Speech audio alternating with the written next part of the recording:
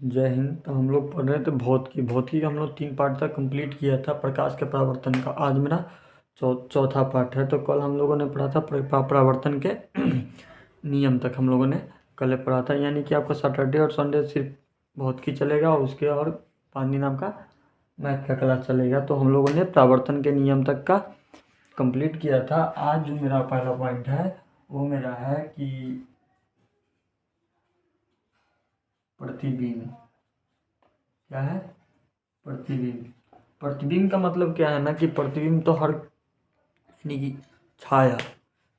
प्रतिबिंब मतलब छाया। प्रतिबिंब की परिभाषा की बात करें तो किसी बिंदु स्रोत से आती प्रकाश की किरणें दर्पण में परावर्तन के बाद जिस बिंदु पर मिलती है या जिस बिंदु से आती हुई प्रतीत होती है उसे हम प्रतिबिंब कहते हैं। पर क्या प्रतिबिंब किसे कहते हैं? किसी बिंदु से स्रोत से आती हुई प्रकाश की किरणें दर्पण से परावर्तन के बाद जिस बिंदु पर मिलती है या जिस बिंदु से आती हुई प्रतीत होती है उसे प्रतिबिंब कहते हैं। प्रतिबिंब को कितने भागों में बांटा गया? प्रतिबिंब को 2 भागों में बांटा गया है। एक है आपका वास्तविक प्रतिबिंब और एक है आपका काल्पनिक प्रतिबिंब। तो इसके परिभाषा की बात करें तो क्या लिखेंगे?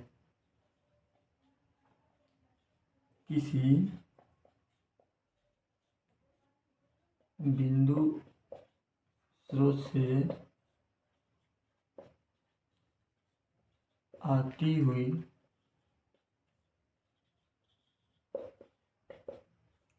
प्रकाश की किरणें, प्रकाश की किरणें दर्पण से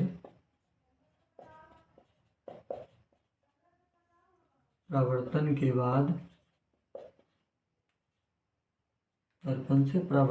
बाद किसी बिंदु स्रोत से आती हुई प्रकाश की किरणें दर्पण से परावर्तन के बाद जिस बिंदु पर मिलती है,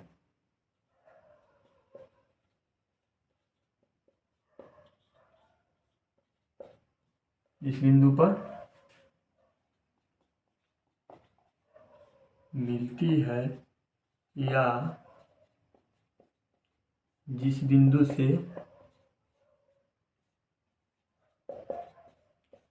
आती हुई प्रतीत होती है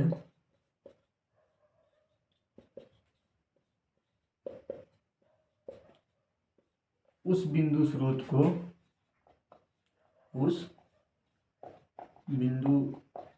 स्रोत को प्रतिबिंब कहते हैं। क्या कहते हैं? प्रतिबिंब कहते हैं। समझ गए? प्रतिबिंब किसे कहते हैं? कि यदि किसी बिंदु स्रोत से आती प्रकाश की किरणें दर्पण से परावर्तन के बाद जिस बिंदु पर मिलती है या जिस बिंदु पर मिलती हुई आती हुई प्रतीत होती है उसे हम प्रतिबिंब करते हैं। इसकी थी प्रतिबिंब कितने प्रकार के होता है? प्रतिबिंब मेरा होता है 2 प्रकार के। पहला जो होता है ना वो होता है मेरा वास्तविक। क्या होता है? वास्तविक। और दूसरा जो मेरा होता है उसे आप आभासी कहें या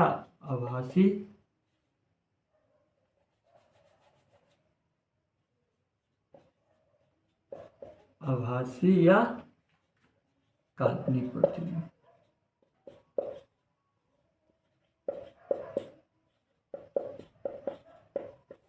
आभासी या काल्पनिक प्रतिबिंब। तो वास्तविक और काल्पनिक को आप समझ सकते हैं। पहले इसको नोट डाउन कर लीजिए, इसके दोनों भेद पे चलते हैं। ठीक है,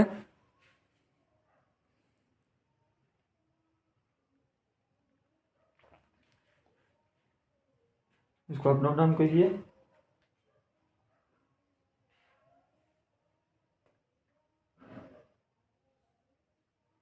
ठीक है, तो इसके हम प्रकार पे चलते हैं। कितने प्रकार के? इसके 2 प्रकार के होते हैं। प्रतिबिंब किसे कहते हैं? यदि किसी बिंदु स्रोत से आती हुई प्रकाश की किरणें दर्पण से परावर्तन के बाद जिस बिंदु पर मिलती है या जिस बिंदु पर मिलती हुई प्रतीत होती है उसे हम प्रकाश का परावर्तन कहते हैं। ठीक है, अब इसके दोनों परिभाषा की बात करें तो पहला जो मेरा क्या था? वास्तविक प्रतिबिंब।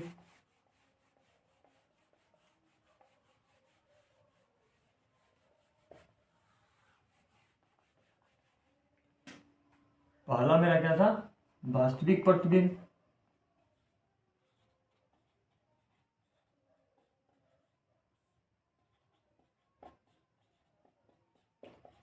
वास्तविक प्रतिबिंब की बात करें तो किसी बिंदु स्रोत से आती हुई प्रकाश की किरणें दर्पण से परावर्तन के बाद वास्तव में जहां आकर मिलती है उसे हम वास्तविक प्रतिबिंब कहते हैं। ठीक है, यानी कि वास्तव कहीं से कोई प्रकाश आया, मान लीजिए यहाँ से कोई प्रकाश आकर किसी बिंदु स्रोत पे आकर यहाँ पर मिलता है, यहाँ पर जो जो प्रतिबिंब बनता है ना उसे हम क्या कहते हैं, वास्तविक प्रतिबिंब कहते हैं। बात करें तो अपने घरेलू चीज़ों में कि दर्पण में क्या है कि हमारा जो बनता है वास्तविक प्रतिबिंब बनता है। हम लोग जो देखते हैं यानी कि हम अपना चेहरा या आप अपने चेहरों को देखते हो, उसमें क्या है कि अपना वास्तविक प्रतिबिंब बनना है जो है सो दिखाया जा रहा है। ठीक है, उस चीज़ों को समझ गए। तो इसके परिभाषा की बात करें तो क्या होगा, किसी बिंदु स्रोत से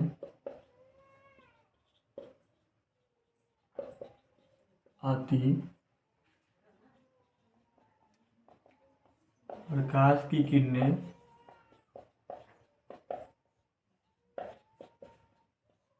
दर्पण से परावर्तन के बाद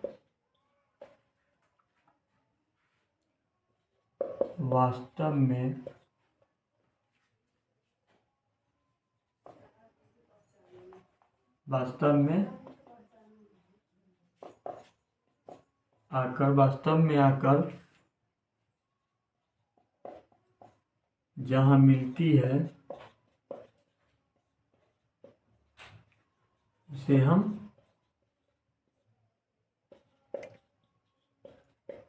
वास्तविक प्रतिबिंब कहते हैं। क्या कहते हैं उसे हम, वास्तविक प्रतिबिंब। ठीक है, समझ गया। अब इसके 2-3 पॉइंट है जो आपको एग्जाम में कई बार ऑब्जेक्टिव में पूछा जाता है, तो इसको आप नोट डाउन करेंगे कि वास्तविक प्रतिबिंब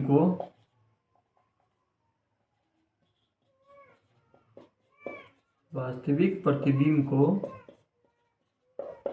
पर्दों पे उतारा जा सकता है। क्या किया जा सकता है, उतारा जा सकता है। समझ गए। और दूसरा पॉइंट क्या है कि वास्तविक प्रतिबिंब वस्तु की अपेक्षा हमेशा उल्टा होता है। वास्तविक प्रतिबिंब वस्तु के अपेक्षा हमेशा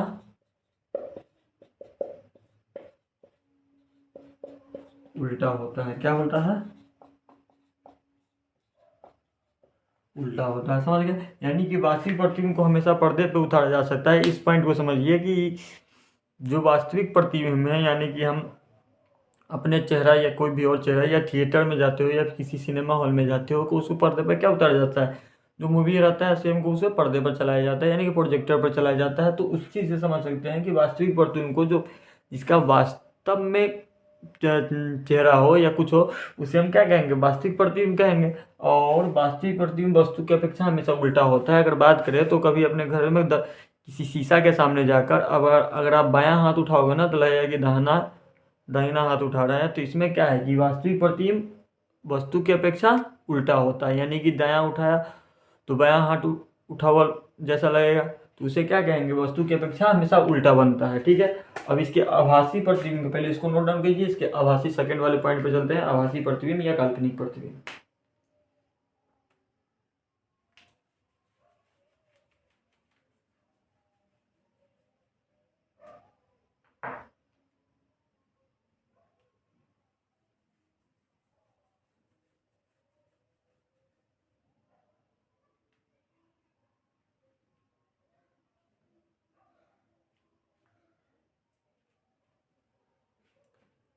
इसके अगले पॉइंट में चलते हैं, आभासी प्रतिबिंब या काल्पनिक प्रतिबिंब।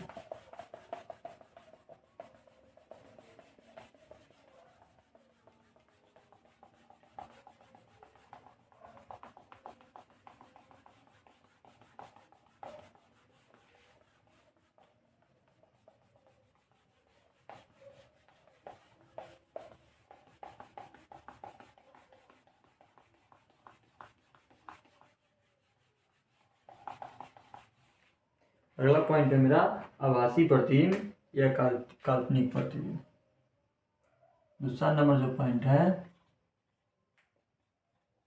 आभासी प्रतिबिंब या काल्पनिक प्रतिबिंब।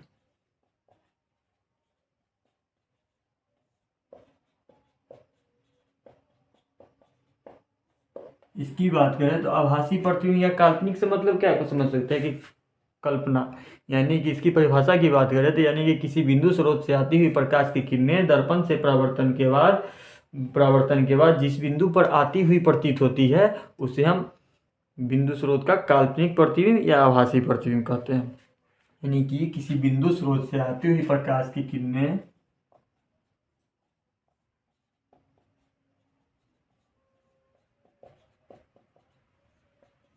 स्रोत से आती हुई प्रकाश की किरणें दर्पण से परावर्तन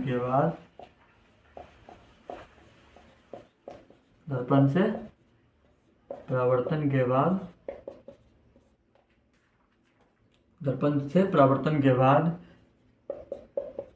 जिस बिंदु से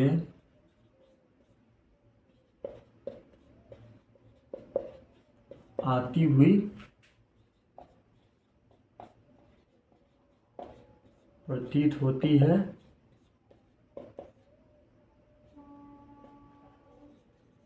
उसे हम आभासी प्रतिबिंब कहते हैं। क्या कहते हैं? उसे हम आभासी प्रतिबिंब कहते हैं। ठीक है, यानी कि जिस बिंदु से आती हुई प्रतीत होती है उस बिंदु स्रोत को आभासी प्रतिबिंब कहते हैं। इसके 2-3 पॉइंट है कि आभासी प्रतिबिंब को जो है ना कि हम पर्दे पे नहीं उतार सकते हैं। काल्पनिक प्रतिबिंब को पर्दे पे उतार सकते हैं? नहीं सकते हैं। तो लिखेंगे कि आभासी प्रतिबिंब को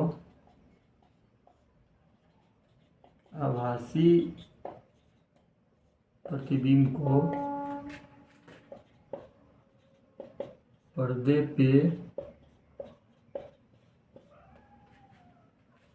नहीं उतार सकते, नहीं उतारा जा सकता है। क्या किया जा सकता है? पर्दे पे नहीं उतारा जा सकता है। और दूसरा पॉइंट है कि आभासी प्रतिबिंब वस्तु की अपेक्षा हमेशा सीधा होता है।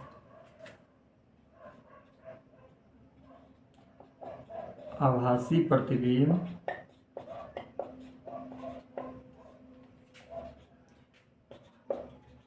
वस्तु के अपेक्षा हमेशा सीधा होता है। ठीक है, वस्तु की अपेक्षा हमेशा सीधा होता है। और तीसरे पॉइंट की बात करें तो आभासी प्रतिबिंब के सदा बिंदुओं से या टूटी रेखाओं से दिखाया जाता है।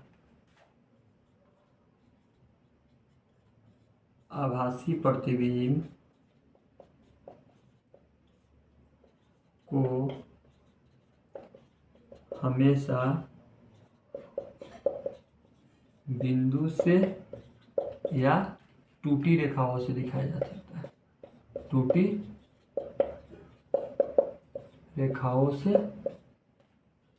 दिखाया जा सकता है, दिखाया जाता है।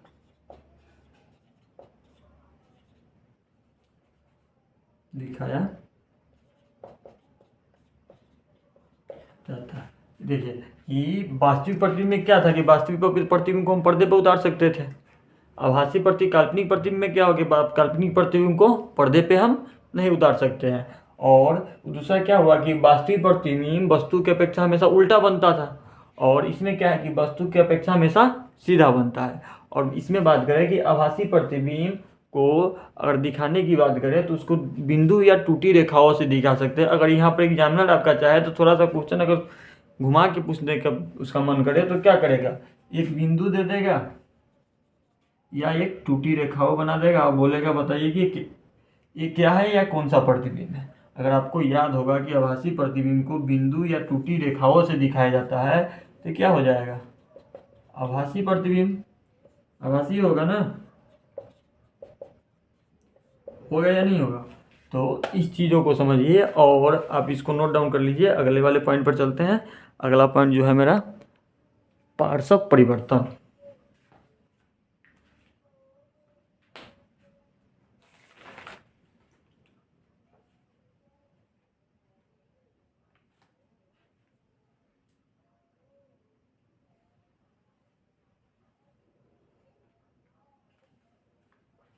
ठीक है, इसके अगले वाले पॉइंट पे चलते हैं।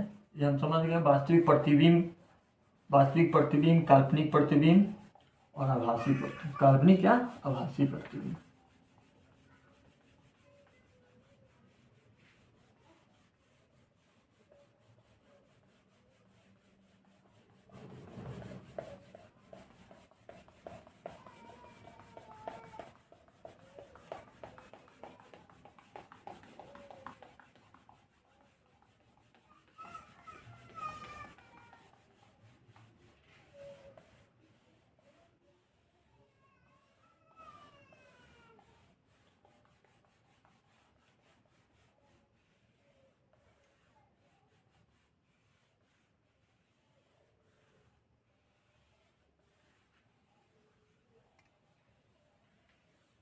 अगला जो मेरा पॉइंट है वो मेरा क्या है, पार्श्व परिवर्तन।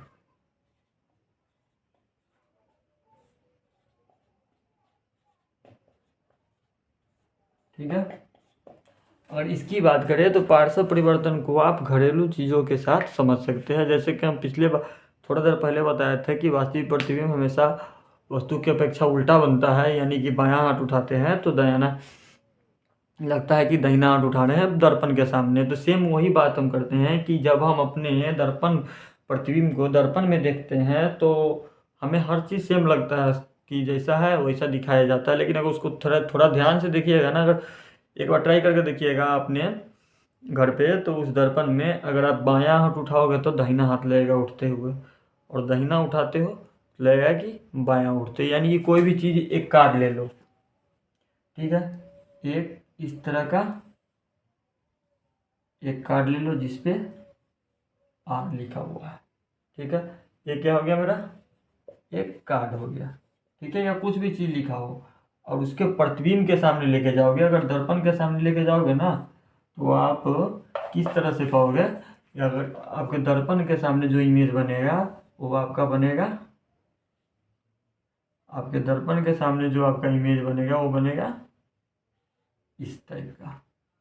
ठीक है, इस टाइप का अगर दर्पण के सामने लेके जाते हो तो किस टाइप का इमेज बनेगा, इस टाइप का इमेज बनेगा। अगर बात करें पार्श्व परिवर्तन को, इसी को कहते हैं पार्श्व परिवर्तन। ये एग्जाम में नहीं पूछा गया है, अगर उतना ज़्यादा नहीं पूछा गया है तो पूछा जाए तो इसको हम इस तरह से लिख सकते हैं। इसकी परिभाषा की बात करो, इस टाइप का फिगर बना के आप एग्जाम्पल में दे सकते हैं। जब हम अपने प्रतिबिंब को दर्पण में देखते हैं, इसका परिभाषा लिखने की बात करें तो क्या लिखेंगे, जब हम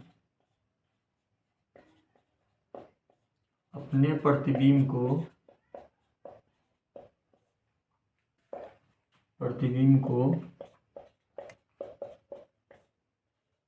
दर्पण में, जब हम अपने प्रतिबिंब को दर्पण में देखते हैं तो हम पाते हैं कि हर तरह से समान है। तो हम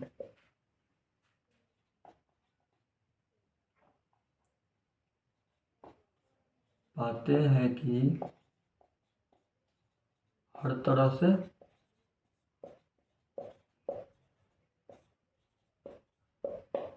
से क्या है, समान है। लेकिन उसको परंतु ध्यान से देखने पर पता चलता है कि इसको अपने तरह से बना के भी लिख सकते हैं, परंतु ध्यान से देखने पर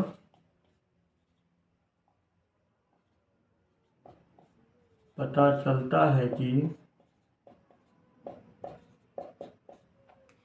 दाहिना भाग प्रतिबिंब में बायां भाग दिखाई देता है, समतल दर्पण में प्रतिबिंब का बायां भाग वस्तु का दायां भाग दिखाई देता है। क्या दिखाई देता है कि यदि अपने हाथ को उठाते हैं तो लगता है कि वस्तु का दाहिना भाग समतल दर्पण में बायां भाग दिखाई देता है।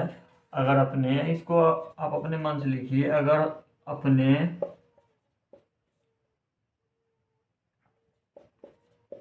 हाथ को हाथ के यहाँ पर हाथ के कर दीजिए, हाथ के बायां भाग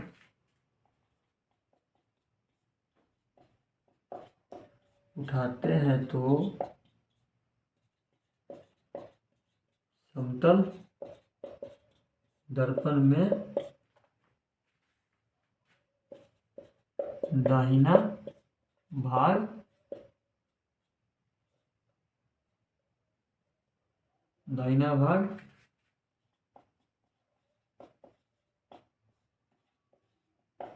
दिखाई पड़ता है।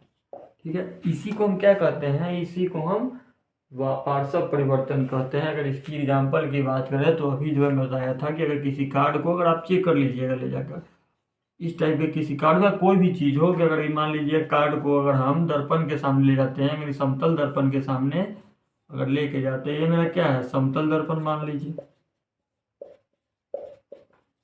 है, समतल दर्पण के सामने ले जाते हैं तो इस चीज़ को इस तरह से हमको दिखाया जाता है। इसी क्रिया को क्या कहते हैं, हम पार्श्व परिवर्तन कहते हैं। कि बहुत कम बार पूछा गया एग्जाम में, लेकिन पूछा जाए तो हम अपने से करके हम इस चीज़ को लिख सकते हैं ध्यान से।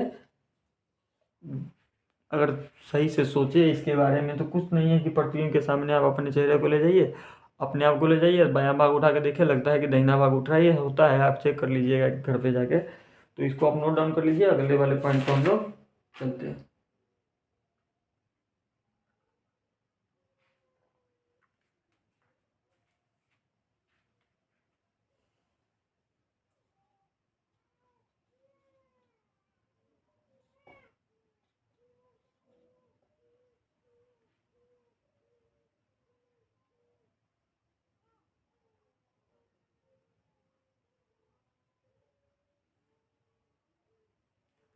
ठीक है, तो आगे चलते हैं। देखिए समतल दर्पण जो है ना, उसकी हमारे कुछ विशेषताएं हैं और जो हमारे एग्जाम में पूछा जाता है।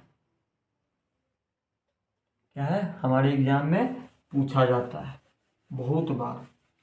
अगर वो सब्जेक्टिव में पूछना चाहे तो इस तरह से पूछ सकता है कि समतल दर्पण के कितनी विशेषताएं हैं बताएं, या ऑब्जेक्टिव में किस तरह से पूछा जाता है वो हम आपको बता रहे हैं।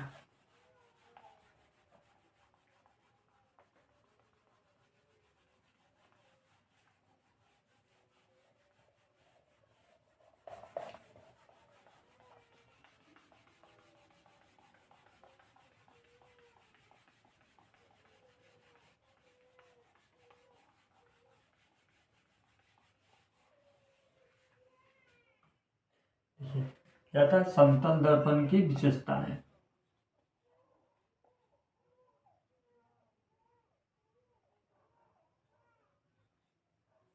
समतल दर्पण की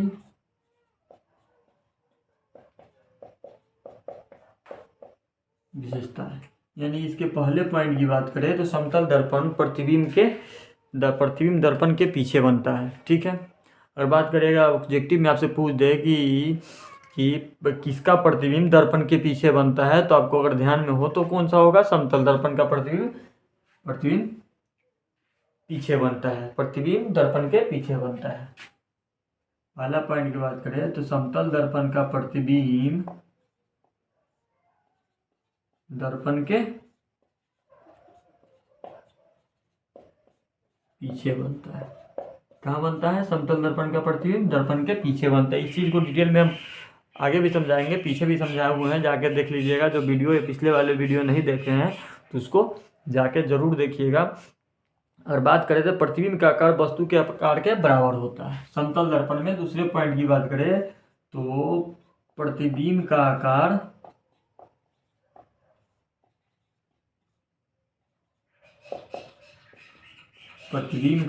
वस्तु के आकार के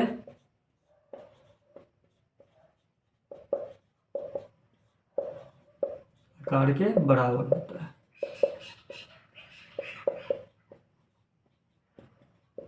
क्या होता है, बराबर होता है। यानी कि इस चीज को समझते हैं, आपसे एग्जाम में पूछ देगा ऑब्जेक्टिव में किस दर्पण का प्रतिबिंब वस्तु के आकार के बराबर होता है, तो आपको पता रहेगा कि समतल दर्पण का प्रतिबिंब वस्तु के आकार के कहाँ होता है, बराबर होता है। यानी कि अगर प्रतिबिंब समतल पर या किसी भी आईने के सामने आप ले जाते हो अपना चेहरा, या हम लोग आईने के सामने अपना चेहरा देखने जाते हैं तो क्या होता है, बड़ा बनता है। मेरा बड़ा तो नहीं बनता है प्रतिबिंब, जो जैसा रहता है उसे ही दिखाया जाता है प्रतिबिंब के सामने। तो वही कह रहा है कि प्रतिबिंब का आकार वस्तु के आकार के बराबर होता है। कौन से में, समतल दर्पण में। जो तीसरा पॉइंट है, प्रतिबिंब वस्तु की अपेक्षा सीधा बनता है। प्रतिबिंब वस्तु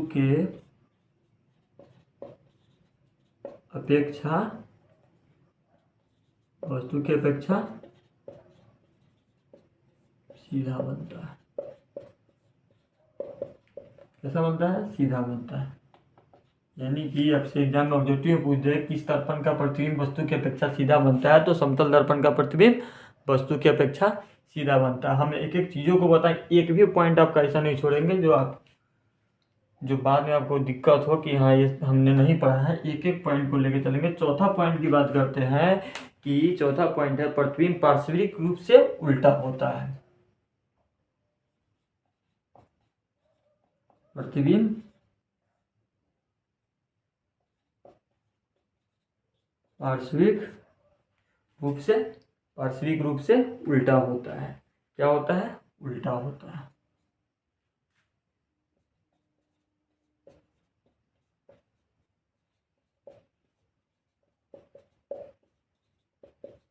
ठीक है।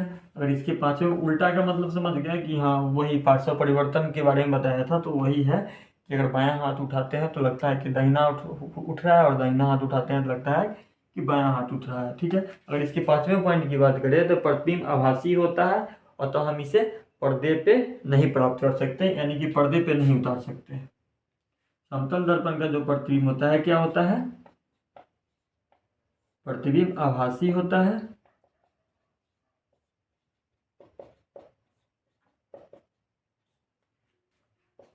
जिसे हम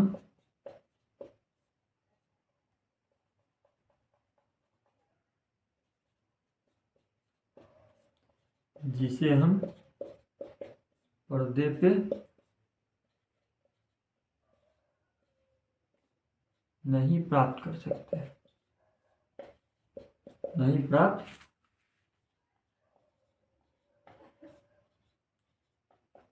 कर सकते हैं। ठीक है। इसका एक छठा पॉइंट है। तो छठा पॉइंट जो है, प्रतिबिंब दर्पण से उतना ही पीछे बनता है, वस्तु दर्पण के जितना दर्पण के आगे रहता है, यानी कि सामने रहता है। प्रतिबिंब दर्पण के उतना ही पीछे बनता है, प्रतिबिंब दर्पण के उतना ही पीछे बनता है, जितना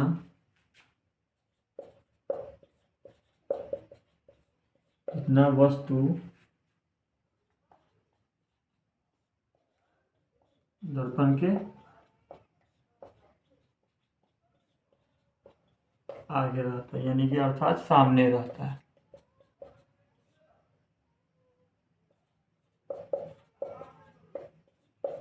सामने रहता है। ठीक है। इस चीजों को समझ गए। प्रतिबिंब समतल दर्पण की विशेषताएं हमारी क्या थी, समतल दर्पण की 6 विशेषताएं थी।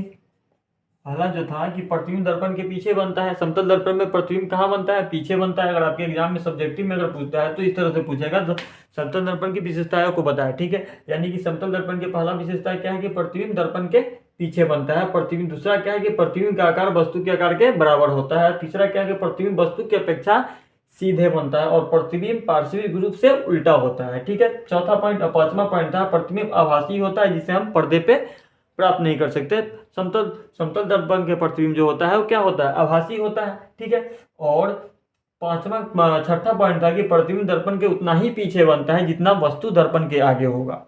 अगर समतल दर्पण के सामने उसका प्रतिबिंब, अगर वस्तु जितना आप कोई भी चीज को आगे लेके जाते हो ना, तो प्रतिबिंब हमारा उतना ही क्या बनता है, पीछे बनते चला जाता है। तो समझ गए उस चीजों को।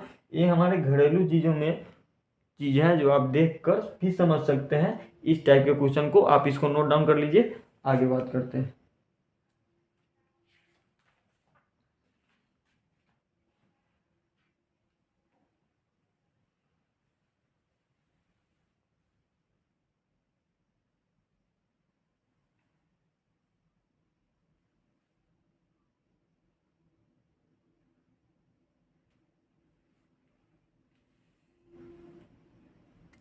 ठीक है, इस चीज़ों को समझ गए।